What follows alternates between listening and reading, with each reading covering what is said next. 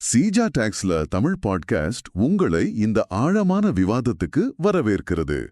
வீட்டிலிருந்தபடியே வரிச்சட்ட வழக்குகளை கேட்டு மகிழுங்க. ஜிஎஸ்டி சட்ட அறிவை மேம்படுத்த சீஜா டாக்ஸ்ல தமிழ் பாட்காஸ்ட தவறாம கேளுங்க. எங்களுடன் இணைந்திருக்க தொடர்பு கொள்ள வேண்டிய எண் 9964886879. வணக்கம். இன்னைக்கு நாம பார்க்க போற வழக்கு ஒரு த்ரில்லர் கதை மாதிரி. ஆமா, நிச்சயமா. ஒரு பக்கம் சுமார் 18 கோடி ரூபாய் ஜிஎஸ்டி மோசடியில வரித்துறை குற்றம் சாட்டுது. இன்னொரு பக்கம் சம்பந்தப்பட்ட நிறுவனங்கள் எங்க தரப்பு நியாயத்தை கேட்கவே இல்ல, எங்களுக்கு பேச வாய்ப்பு தரலன்னு சொல்லி நேரா டெல்லி உயர்நீதிமன்றத்துக்கே போறாங்க. இப்படிப்பட்ட ஒரு பரபரப்பான சூழல்ல நீதிமன்றம் என்ன செஞ்சது, யாருக்கு சாதகமா தீர்ப்பு வந்துச்சு, இதுல இருந்து நாம கத்துக்க வேண்டிய முக்கியமான பாடம் என்ன? வாங்க இத ஆழமா அலசி ஆராயலாம். சரி, முதல்ல ஆரம்பத்துல இருந்து வருவோம். இந்த 18 கோடி ரூபாய் மோசடி குற்றச்சாட்டு எப்படிதான் உருவாய் வந்தது? இது ஒரு வழக்கமான தரவு ஆய்வின் போதுதான் ஆரம்பிச்சது. ஒரு நிறுவனத்தோட கணக்குகளை பார்க்கும்போது ஒரு பெரிய மோசடி சங்கிலி இருக்கிறத கண்டுபிடிச்சாங்க. மோசடி சங்கிலியா அப்படின்னா?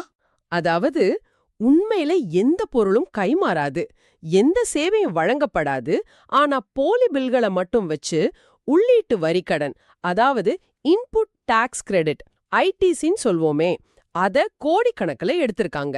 ஒரு சங்கிலி தொடர் மாதிரி. ஆமா, ஒரு பெரிய நெட்வொர்க். இந்த நெட்வொர்க்ல நாம இப்ப பேச போற இந்த 3 மனுதாரர்களும் முக்கிய கண்ணிகளா இருந்திருக்காங்க. ஓஹோ. அவங்க மேல இருந்த நேரடி குற்றச்சாட்டு என்னன்னா, எந்த பொருளையும் வாங்காம, எந்த சேவையையும் பெறாம, போலி இன்வாய்ஸ்களை மட்டும் பயன்படுத்தி கிட்டத்தட்ட 18 கோடியே 24 லட்சம் ரூபாய் ஐடிசிய சட்டவிரோதமா எடுத்திருக்காங்க என்பதுதான். 18 கோடி ரூபாய். இதுல சுவாரஸ்யமான ஒரு விஷயம் நடந்ததா சொன்னீங்களே, மனுதாரர் ஒருத்தர் சம்பந்தப்பட்டது. ஆமா, அது இந்த வழக்குக்கு ஒரு சின்ன ட்விஸ்ட் கொடுத்தது. மனுதாரர்களில் ஒருவரான திரு சுரேந்தர்குமார் ஜெயின் விசாரணையின் ஆரம்பத்துல ஆமா, இந்த மாதிரி நடந்தது உண்மைதான்னு ஒரு வாக்குமூலம் கொடுத்தார். ஆனா கொஞ்ச நாள்லயே இல்ல, என்ன வற்புறுத்தி வாங்கினாங்கன்னு சொல்லி அந்த வாக்குமூலத்தை திரும்ப வாங்கிட்டாரு. அடையப்பா, முதல்ல ஒத்துக்கிட்டு அப்புறம் மாத்தி பேசுறது வழக்கு இன்னும் சிக்கலாக்கி இருக்குமே. சரி, இந்த குற்றச்சாட்டுகளின் அடிப்படையில வரித்துறை ஒரு உத்தரவு போட்டது. பொதுவா இந்த மாதிரி உத்தரவு வந்தா எல்லாரும் மேல்முறையீட்டுக்கு தான் போவாங்க. ஆமா, அதுதான் நடைமுறை. ஆனா இவங்க நேரா உயர்நீதிமன்றத்துக்கு போயிருக்காங்க. இதுல இருந்தே அவங்க நடைமுறையில ஒரு பெரிய தப்பு நடந்திருக்குன்னு ரொம்ப வலுவா நம்பியிருக்காங்கன்னு தெரியுது. அவங்க வாதத்தோட மையப்புள்ளி அதுதானே? கரெக்ட். அவங்களோட மிக முக்கியமான ஒற்றை வாதமே அதுதான். எங்களுக்கு நேரில் ஆஜராகி விளக்கம் அளிக்க வாய்ப்பு, அதாவது பர்சனல் ஹியரிங் கொடுக்கப்படவே இல்ல. ஓ, இது இயற்கை நீதி கோட்பாடுகளுக்கு எதிரானது. அதனால வரித்துறையோட இந்த உத்தரவையே ரத்து செய்யணும்னு கேட்டாங்க. இது ரொம்ப அடிப்படையான ஒரு சட்ட உரிமை இல்லையா? நியாயமான கோரிக்கை மாதிரிதான் தெரியுது. இதுக்கு வரித்துறை தரப்புல என்ன பதில் சொன்னாங்க? ஏன் வாய்ப்பு தரலன்னு சொன்னாங்களா? இங்கதான் வழக்கு இன்னும் சிக்கலாகுது. வரித்துறை இல்ல, நாங்க வாய்ப்பு கொடுத்தோம்னு சொன்னாங்க. நேரில் ஆஜராக சொல்லி நோட்டீஸ் அனுப்புனோன்னு நீதிமன்றத்துல சொன்னாங்க. ஓ அப்படியா? அப்புறம் என்ன பிரச்சனை? பிரச்சனை என்னன்னா, சரி நோட்டீஸ் அனுப்புனீங்க, சரி, அதுக்கு தபால் ரசீதோ இமெயில் அனுப்புனதுக்கான ஆதாரமோ இருக்கான்னு நீதிமன்றம் கேட்டப்ப வரித்துறையால எந்த ஆதாரத்தையும் காட்ட முடியல. அடடா. அதே சமயம் மனுதாரர்கள் விசாரணைக்கு சரியா ஒத்துழைக்கல, அவங்க கொடுத்த பதில்களும் அரைக்குறையா எழுந்துச்சின்னு வரித்துறை வாதாடுச்சு. அப்படியானால் ஒரு பக்கம் மனுதாரர்கள் எங்களுக்கு நோட்டீஸ் வரவே இல்ல, பேச வாய்ப்பு தரலன்னு சொல்றாங்க. இன்னொரு பக்கம் வரித்துறை நோட்டீஸ் அனுப்பணும், ஆனா ஆதாரம் இல்லைன்னு நிக்குது. ரொம்பவே ஒரு இக்கட்டான நிலைமை. ஆமா, இப்படி ஆதாரம் இல்லாத ஒரு சூழல்ல நீதிமன்றம் எப்படி ஒரு முடிவுக்கு வந்தது? யாருடைய வாதத்துக்கு முக்கியத்துவம் கொடுத்தாங்க? இதுதான் இந்த வழக்கின் தீர்ப்பை மிக முக்கியமானதாக மாத்துது. நீதிமன்றம் நேரில் ஆஜராக வாய்ப்பு கொடுக்கறது சட்டப்படி அவசியங்கிறத முழுசா ஏத்துக்கிட்டாங்க. அதுல மாற்று கருத்தே இல்ல. சரி. ஆனா அதே சமயம் இந்த வழக்கின் மறுபக்கத்தையும் பார்த்தாங்க. இது ஏதோ சின்ன கணக்கு தவறு இல்ல, இது நாட்டின் வரி அமைப்புக்கே பாதிப்பை ஏற்படுத்துற ஒரு 18 கோடி ரூபாய் மோசடி குற்றச்சாட்டு. அதோட தீவிரத்தை நீதிமன்றம் கருத்தில் எடுத்துக்குச்சு. இங்கதான் நீதிமன்றம் தன்னோட நிலைப்பாட்டு தெளிவா சொல்லுது. அரசியலமைப்பு சட்டம் 226 கீழ் உயர் நீதிமன்றத்துக்கு இருக்கிற அந்த பிரத்யேக அதிகாரத்தை, அதாவது ரிட் அதிகாரத்தை, ரிட் ஜூரிஸ்டிக்ஷன். ஆமா, அந்த ரிட் அதிகாரத்தை இது மாதிரி வரி ஏய்ப்பு வழக்குகள்ல நாங்க சும்மா பயன்படுத்த மாட்டோம்னு திட்டவட்டமா சொல்லிட்டாங்க. ஏன் அப்படி? ஏன்னா அந்த அதிகாரம் அடிப்படை உரிமைகள் மீறப்படும்போது அல்லது சட்ட நடைமுறையே முற்றிலும் தவறாக இருக்கும்போது பயன்படுத்த வேண்டிய ஒரு சக்தி வாய்ந்த கருவி. இது 18 கோடி ரூபாய் மோசடியா இல்லையாங்கிற உண்மையை ஆராய்வதற்கான இடம் இல்லைன்னு தெளிவுபடுத்திட்டாங்க. நீங்க சொல்றது கொஞ்சம் டெக்னிக்கலா இருக்கு. ரிட் மனுவுக்கும் வழக்கமான மேல்முறையீட்டுக்கும் என்ன பெரிய வித்தியாசம்? நம்ம நேயர்களுக்கு புரியற மாதிரி சொல்ல முடியுமா? நிச்சயமா. யோசிச்சு பாருங்க. இது ஒரு மருத்துவமனை மாதிரி. ஓகே. இந்த உங்களுக்கு சாதாரண காய்ச்சல்னா நீங்க முதல்ல பொது மருத்துவரை, ஜெனரல் பிசிஷியனை தான் பார்க்கணும். அவர்தான் உங்க எல்லா ரிப்போர்ட்டையும் பார்த்து என்ன ஆச்சுன்னு முழுசா விசாரிப்பார். இந்த வழக்குல அந்த பொது மருத்துவர் தான் மேல்முறையீட்டு அதிகாரி, அப்பேலட் அத்தாரிட்டி.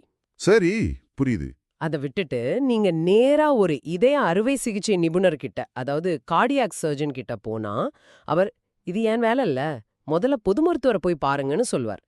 இங்க உயர்நீதிமன்றத்தோட ரிட் அதிகாரம் அந்த சர்ஜன் மாதிரி ரொம்ப குறிப்பிட்ட தீவிரமான சட்ட பிரச்சனைகளுக்கு மட்டும்தான் அது. ஆஹா. இந்த வழக்குல மனுதாரர்கள் காய்ச்சலுக்கு சர்ஜன் கிட்ட போயிட்டாங்க.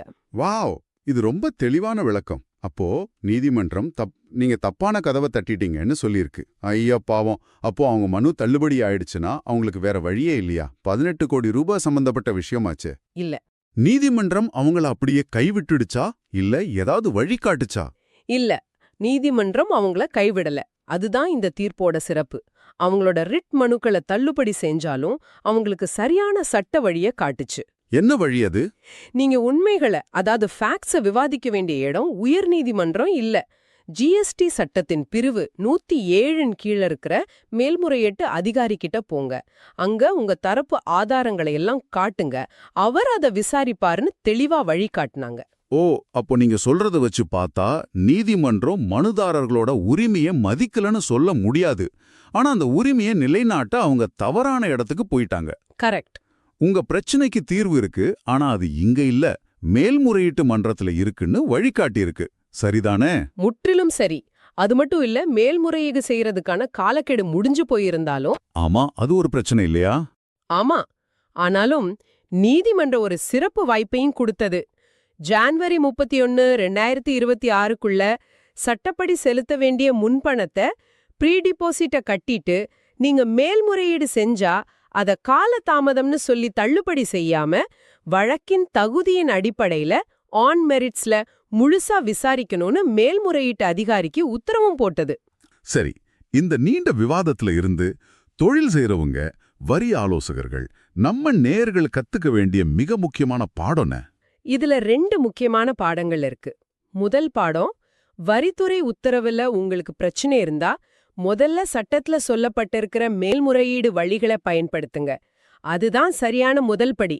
முதல் படி அதுதான். ஆமா. அதை விட்டுட்டு அவசரப்பட்டு உயர் நீதிமன்றத்துக்கு போறது நேரத்தையும் பணத்தையும் வீணடிக்கிற செயல். இரண்டாவது பாடம். ரெண்டாவது, உங்க வழக்குல உண்மைகள், அதாவது ஃபேக்ட்ஸ் சம்பந்தப்பட்ட பிரச்சனைகள் அதிகமா இருந்தா, ஃபில் சரியா சரக்கு கைமாறுச்சா இல்லையா, இந்த மாதிரி விஷயங்களை விவாதிக்கணும்னா அதுக்கு சரியான இடம் மேல்முறையீட்டு மன்றம் தான். உயர்நீதிமன்றம் சட்ட புள்ளிகளை, பாயிண்ட்ஸ் ஆஃப் லாவை மட்டும்தான் ஆழமா பார்க்கும். இந்த வித்தியாசத்தை புரிஞ்சுக்கிறது தான் ஒரு வெற்றிகரமான சட்ட போராட்டத்தோட முதல் படி. குறிப்பாக போலி ஐடிசி மாதிரி பெரிய குற்றச்சாட்டுகள் இருக்கும்போது உயர்நீதிமன்றங்கள் ரிட் மனுக்களை ஏத்துக்கிற வாய்ப்பு மிக மிக குறைவுங்கிறத இந்த தீர்ப்பு அடிச்சு சொல்லுது. ரொம்ப தெளிவா விளக்குனீங்க. அப்போ மொத்தத்துல ஒரு வழக்குல இருக்கிற குற்றச்சாட்டோட தீவிரம் நீதிமன்றம் எந்த வழியை தேர்ந்தெடுக்கணுங்கிறதையே தீர்மானிக்குது. இந்த வழக்குல வரித்துறை நோட்டீஸ் அனுப்புனதுக்கு ஆதாரம் இல்லாதது மனுதாரர்களுக்கு சாதகமான ஒரு புள்ளி. ஆமா, அது அவங்களுக்கு ஒரு பிளஸ் பாயிண்ட். ஆனாலும் 18 கோடி ரூபாய் மோசடி குற்றச்சாட்டின் கனம் அந்த சாதகமான புள்ளியை மீறி தீர்ப்பை வேறொரு திசையில கொண்டு போயிருக்கு. இதுல இருந்து சட்ட நடைமுறைகள் எவ்வளோ முக்கியமோ அதே சமயம் வழக்கின் தன்மை தீர்ப்பை எப்படி மாற்றி அமைக்கணும் புரியுது. கரெக்ட். இப்ப எனக்கு ஒரு கேள்வி தோணுது. ஒருவேளை வரித்துறை அந்த நோட்டீஸ் அனுப்புனதுக்கு ஒரே ஒரு இமெயில் ஆதாரத்தை மட்டும் சரியா நீதிமன்றத்துல காட்டியிருந்தா இந்த வழக்கின் போக்கே முற்றிலும் மாறி இருக்குமா? ஒரு சின்ன நடைமுறை பிழை ஒரு பெரிய வழக்கை எப்படியெல்லாம் திசை திருப்ப முடியும்னு நீங்களும் யோசிச்சு பாருங்க. இது சிஜா டாக்ஸ்லா தமிழ் பாட்காஸ்ட், உங்கள் GST legal learning partner. GST சட்டம் பேசும் உங்கள் தோழன். எங்களுடன் இணைந்திருக்க தொடர்பு கொள்ள வேண்டிய எண் 9964886879.